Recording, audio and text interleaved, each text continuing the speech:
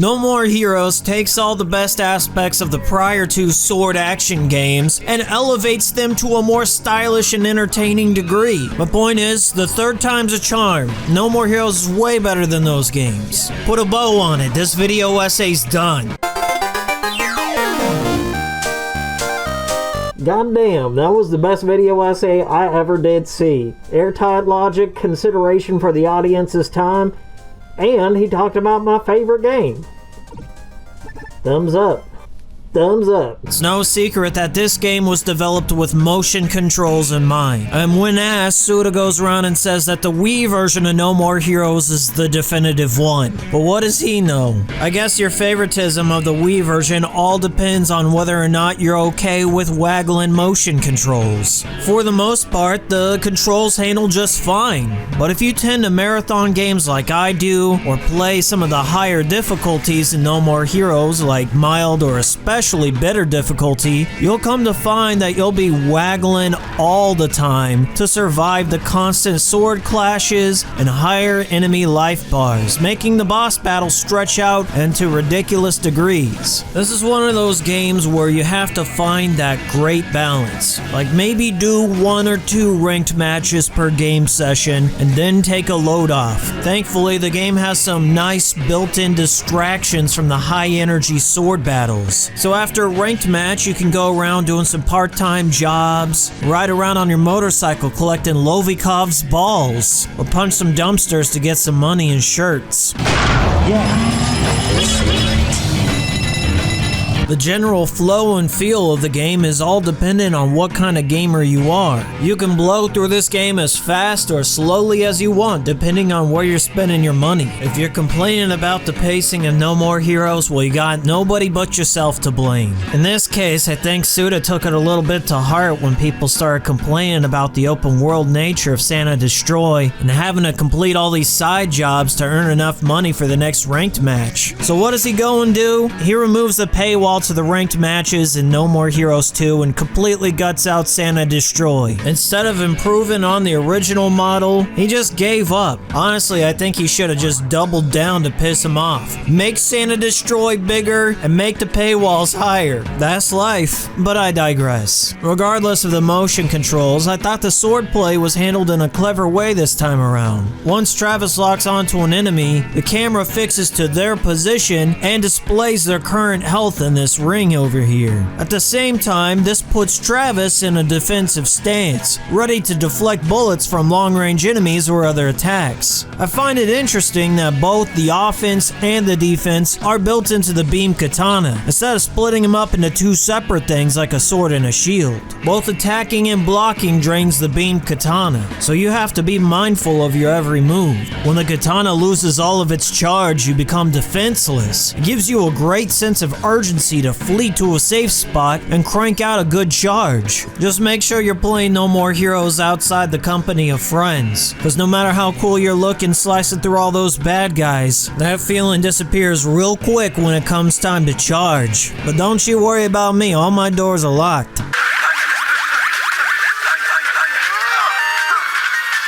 You know, if you keep charging your beam katana like that, you'll go blind.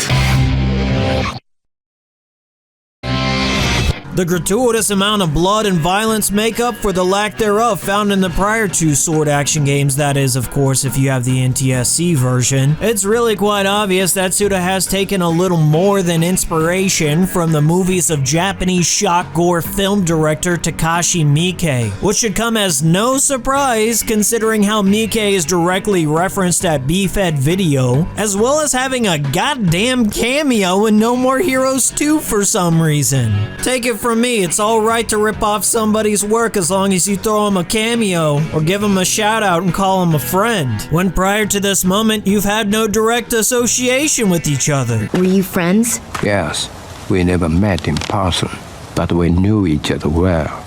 We exchanged many letters. Miike's movies have always had comically exaggerated violence and reprehensible characters with little redeeming values to them to fit into his common themes of degeneration, sexual depravity, and nihilism. Regardless, if there was ever to be a movie based on No More Heroes, I'd want Miike in the director's chair. Oh, I'm just blubbering. Don't mind me. No More Heroes' presence on the Wii was nothing short of a spectacle in and of itself. From my personal experience, it was turning a lot of heads and became one of those word-of-mouth games. People would say that it was the Grand Theft Auto of the Wii, and make up things like you have to jack off a lightsaber to win. Partially true. It was one of the very few Wii exclusives to make Xbox 360 and PS3 owners a little bit jealous, even though they didn't want to admit it. Oh, I'm getting a phone call on the Wiimote. Hey, Travis. Hey, this is kind of cool. Just up ahead. Dr. Cheese. What? Like, why are you playing that game? It's garbage, boring, all you do is walk around and be Lightsabre Man. What are you doing playing that game on that garbage baby console? It's got this worst controller ever, it's got motion controls that are garbage, it's super low, like 480i definition graphics. What's the point? I wish I could play that game on my console that's made by Jesus himself with the definition of the future 720 whole Ps. What the heck? I don't want to import a game just for my one console. I can't even import it. I have to get a whole new Japanese console. That's stupid. The game sucks. Why do I want to play it? Can I borrow your copy of the Wii?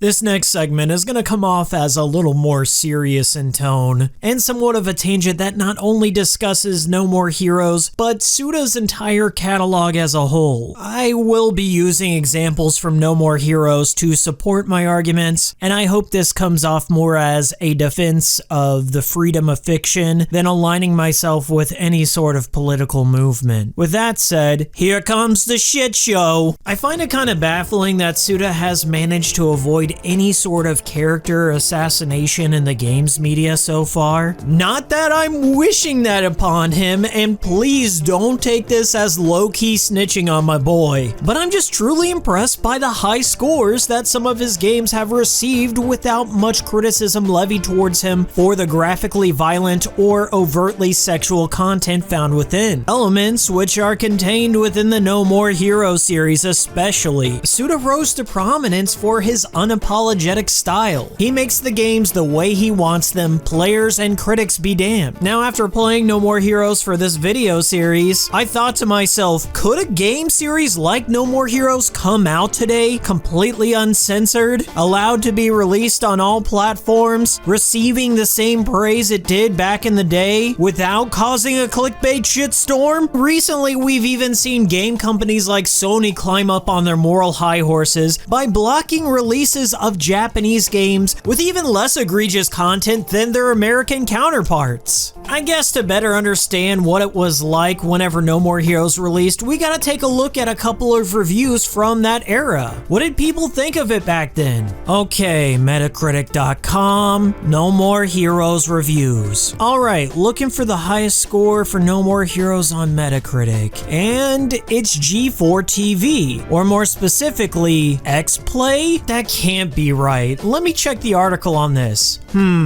Doesn't exist. Well, X-Play was a TV show. Maybe they had a video review of the game. They did. Welcome to Santa Destroyed California. Your guide, a sadistic skinny slob that wants to crudely claw anything in range of his underdeveloped libido. If I become number one, will you do it with me?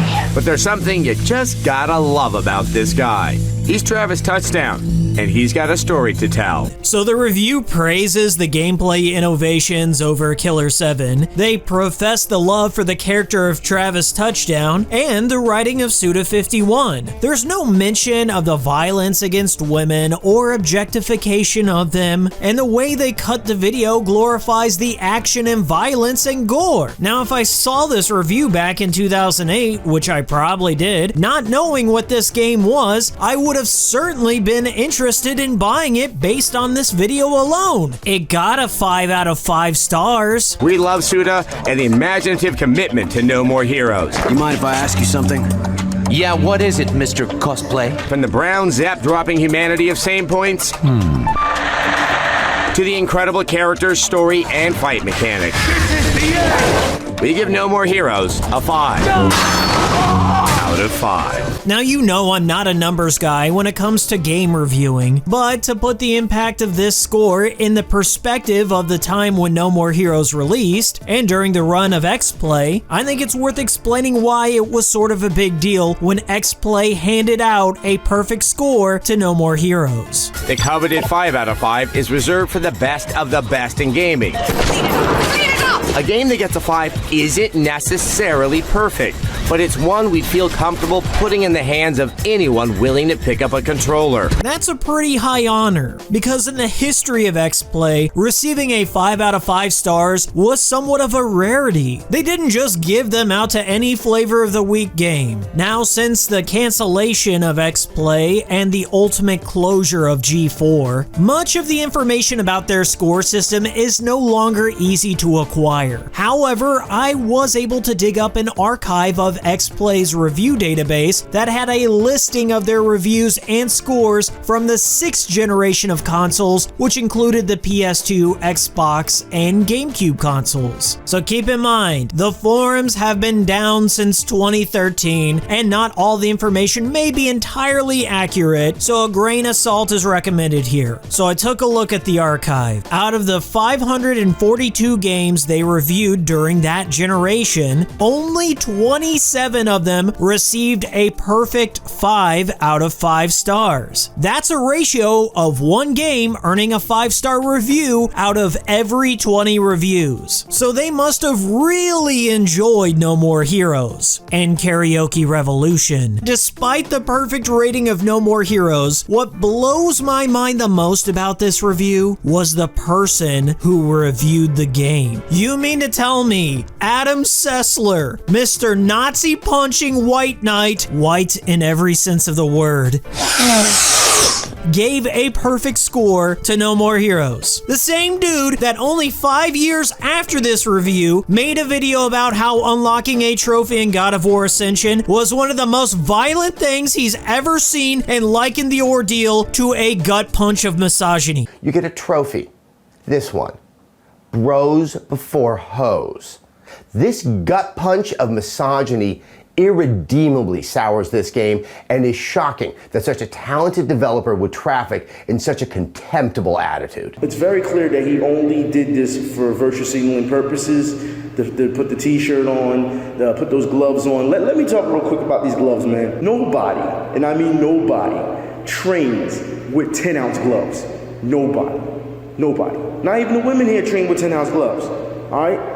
They do 12. That's what they do. All right, at the very lowest. Men usually do 14 or lowest. You're going to see that Adam Sessler has this thing where the gloves, they don't have a scuff on them, not a smudge on them. They don't have any wear and tear on from hitting anything. This was a photo op. That's all it was. It begs the question, if No More Heroes was released in 2019, would Sessler still honor it all the same? Okay, so who cares what a now defunct review show had to say about No More Heroes? Adam Sessler has left the games industry, so it doesn't really matter what he thinks anymore. So what about an outlet that's still around in the present day? Well, according to Metacritic, the only other perfect score that No More Heroes received in 2008 was from the AV Club. The AV Club, which gave it a perfect A rating. This 2008 review puts the focus on Suda's inspirations and the author's knowledge of the media Suda was referencing in No More Heroes, as well as praising him for the immensely fun gameplay, the variety of content found within, and its non-traditional style. The only bit of criticism he offers is that maybe the controls could be frustrating for some players. That's the majority of criticism that I've seen for No More Heroes in the framework of 2008. Some people didn't like the controls. Fair enough. Anyways, the aspect of fun doesn't seem to be lost on this author. He closes with a final judgment of fucking awesome, and he gives the game an A. Reading this review reminded me that critics used to enjoy playing games without getting over analytical about them. They seem to value the rare moments when a game would defy genres and break taboo for the sake of fun. What went so horribly wrong?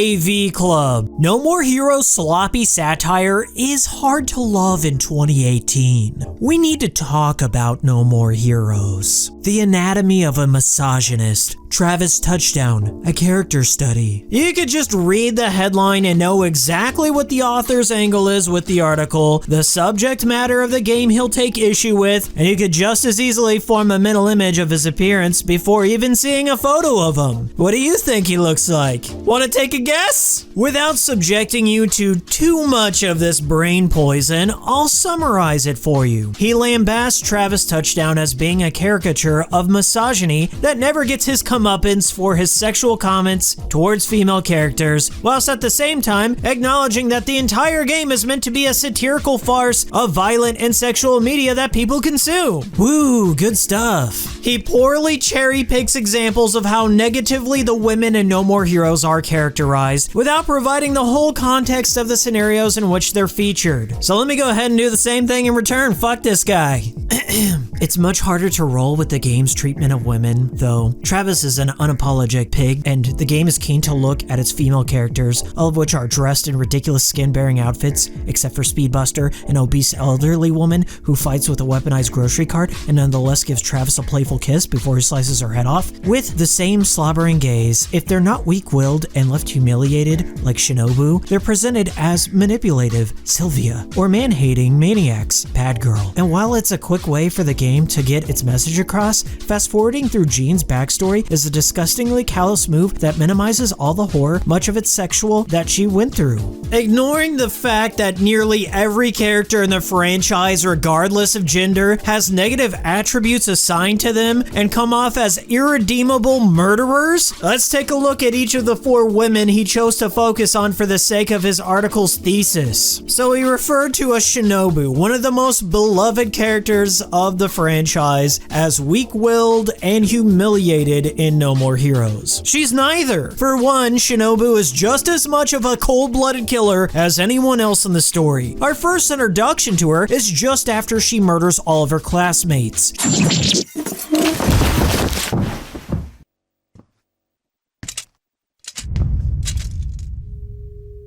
Mind if we do this somewhere else?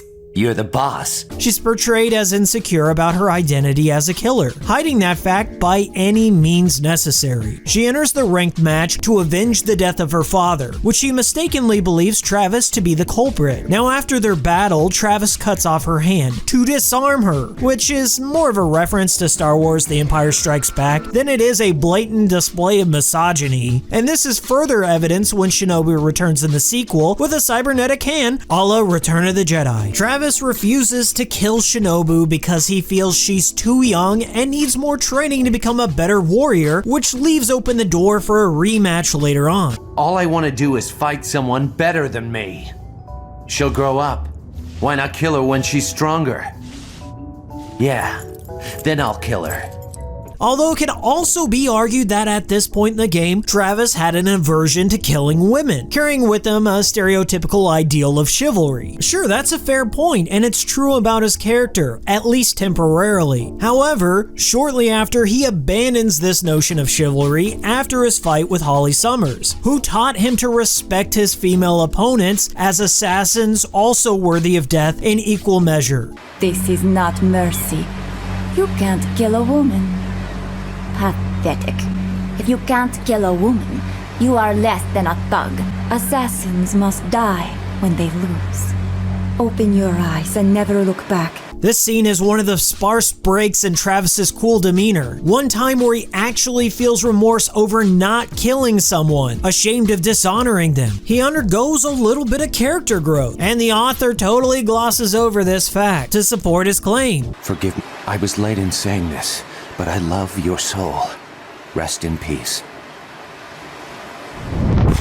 Shinobu is in many ways a mirror of Travis Touchdown. She has a very similar motivation for participating in the UAA ranked matches, as well as containing deeper flaws with her character's thirst for vengeance and quest to be the best. There's also that whole child murder thing. Shinobu, like Travis, undergoes some character growth throughout the series, becoming a formidable asset to the journey, and eventually she sheds her idolization of Travis in the sequel by leaving leaving him behind to forge her own destiny. Not to mention that Shinobu saves Travis's life in his battle with Jean by cutting off her hand before she delivers the killing blow to Travis. But I guess he just forgot to mention that integral bit to the story. Weak-willed and humiliated. I think you just minimized her character, bud. Then there's the accusation of Sylvia coming off as manipulative. Good job, you dug real deep for that one. It's true, but that doesn't diminish her empowerment as a female character. And if you're looking at her to be a redeemable human being, then you're the problem. She's a negative character in terms of personality, but that's not an exclusive quality across gender lines. Even when it comes to her relationship with Travis, it's depicted as a love-hate fucked up union of two extremely damaged people coming together, and they acknowledge as much in the plot. You are sick.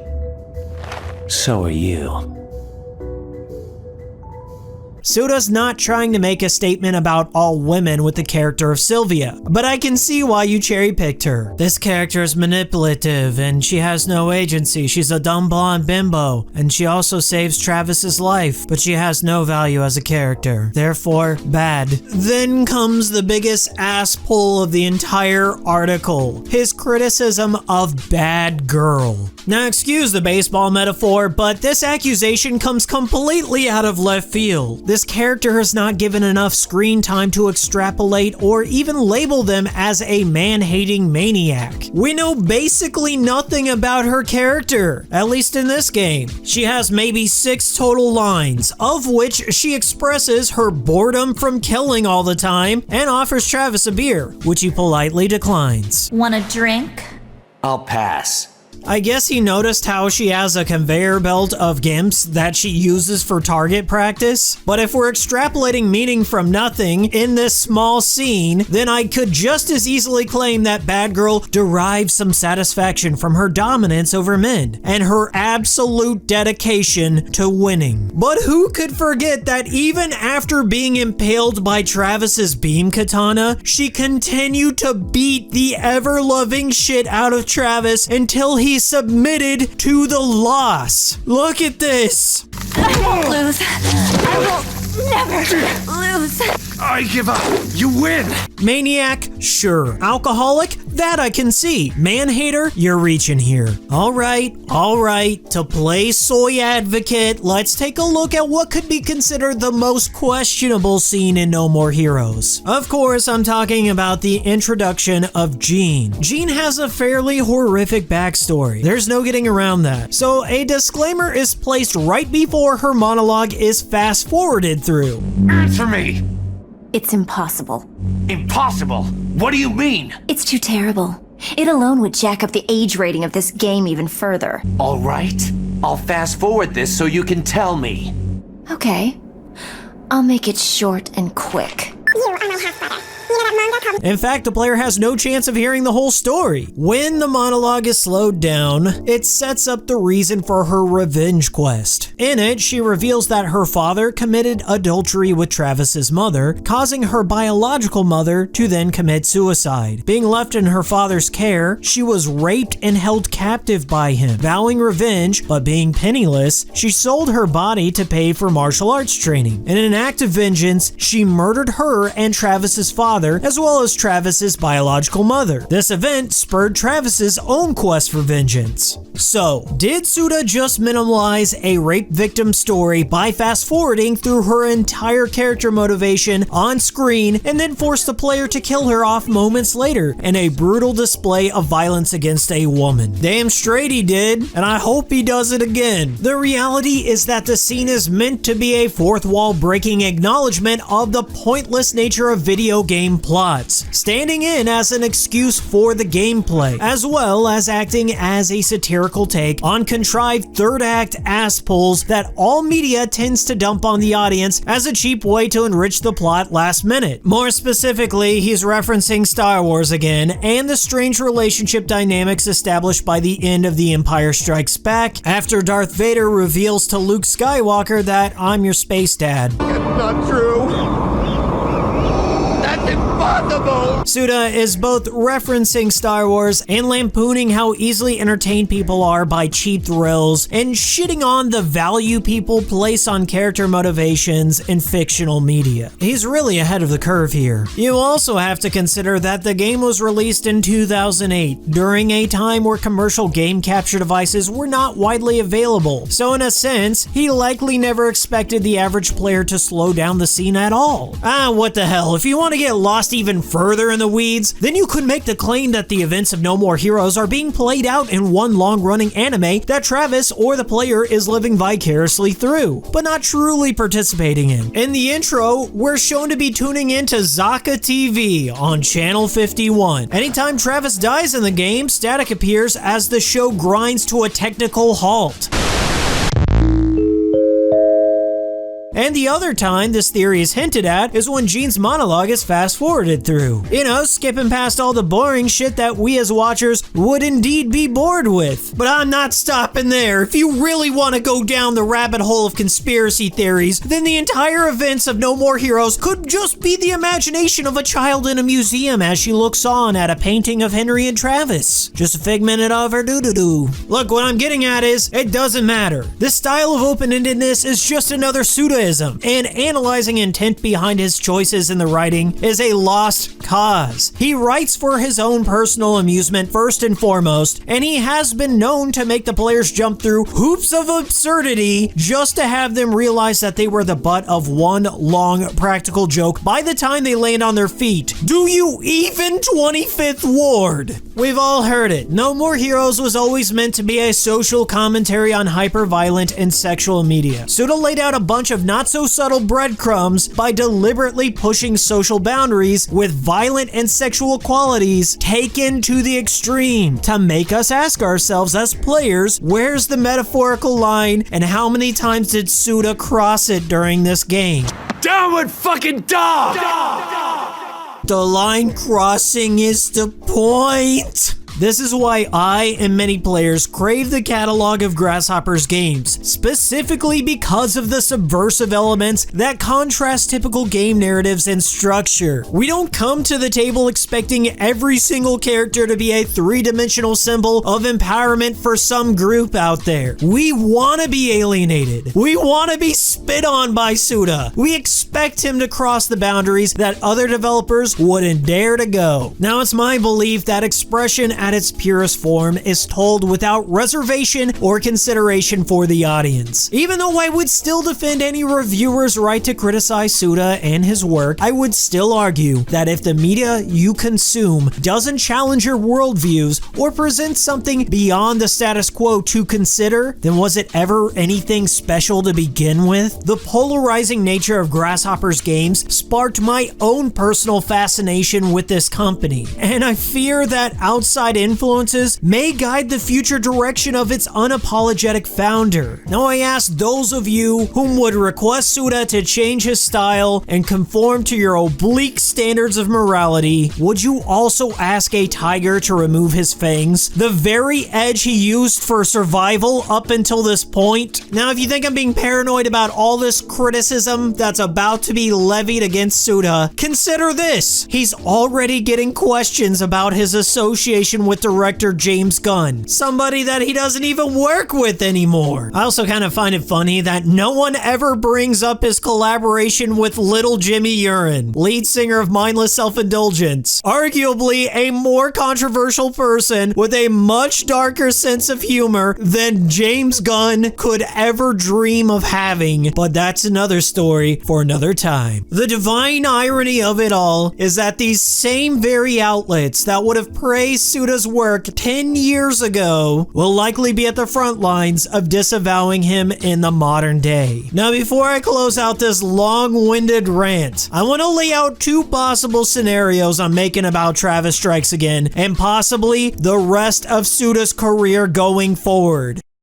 Suda throws caution to the wind. The game will be completely unfiltered in terms of content, indicative of his prior games directed by a younger, fiercer Suda51. He tells his stories the way he wants, without regard for what the press might say. This would cause a rift in the games media world. Some will absolutely love the bold expression, calling it a great return to form, that he hasn't lost his edge to time. Others will react with a distinct vitriol and follow up with a clickbait piece. The author will use terms like tired or juvenile and how they just don't get the adolescent qualities in Suda's writing, or why Suda was ever considered important in the first place. Despite this, his polarization will find the game modest success in the West once more, remaining consistent to past releases, and we all live happily ever after.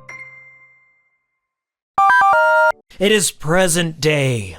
Suda now has to cope with the fact that he lives in a world that is far different than when No More Heroes first came out in 2008.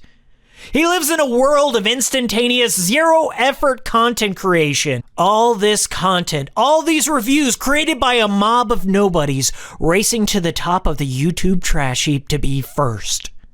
They live in an economy where clicks and thumbs are the currency, and they're standing there at the gates, oh so very thirsty. While they stand there at the gates, they open up a laptop and fire up Photoshop, hoping to craft the most clickable fucking thumbnail that the world's ever seen. What font should I choose? Impact! All of a sudden, boom, the gates are open, and it's like World War Z. People are climbing and vying over each other, grabbing onto beanies and losing grips, and tearing off scalps with blue hair to make it to the top. Mobs and mobs of self-appointed reviewers with knife in hand. One back, another back. I'll do what I can to make it to the top, to be first. It's the people with the least amount of context for the No More Heroes series that are gaining the most ground. And the people at the bottom were the ones who needed just a little bit more time to mentally process all the events that had taken place within Travis Strikes Again. They were the first to go. All of a sudden, the mob goes quiet. Shunk! A flag is planted. Someone did it. Someone was first. The victor's at the top of the pile. He raises both arms and says, "First! First! I was first! I get to set the narrative!" What do I say? This is my moment. It's not the No More Heroes 3 that Suda promised! Echoing across the internet. Thousands hear his message shooting from his lips into the vacuous ear holes of fence-sitters, impregnating their minds with the narrative of, I'll just watch a Let's Play. It's okay. Maybe next time. Better luck next time. Thoughts they're now entertaining, like a Zoomer flossing at a Fortnite-themed birthday party. Nobody buys the game. Suda is heartbroken. He is no longer Suda51, but now Seppuku 51. No more heroes.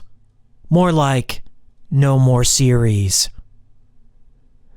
And that's how it ends.